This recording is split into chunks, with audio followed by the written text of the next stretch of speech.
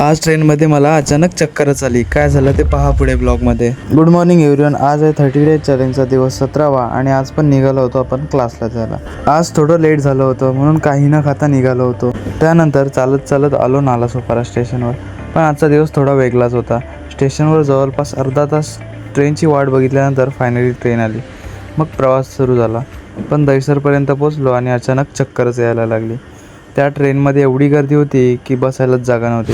मग काही रिस्क घ्यायची म्हणून बोरिवलीला उतरलो आणि तिकडे थोडा लिंबू सरबत पिलो आणि थोडा वेळ बसून आराम केला. खरं सांगायचं तर त्यावेळी क्लासपेक्षा हेल्थ जास्त महत्त्वाची वाटली. मग ठरवलं आता इथूनच घरी जाऊया. पुन्हा पकडली ट्रेन आणि आलो नालासोपाऱ्याला.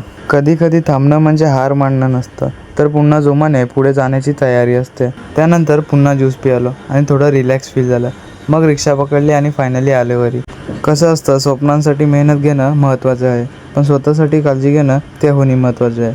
आज क्लास झाला नाही, पण उद्या पुन्हा नव्याने आणि जोमाने सुरुवात करू. तर मित्रांनो, आजचा ब्लॉग इथेच संपतो. भेटूया नेक्स्ट ब्लॉगमध्ये.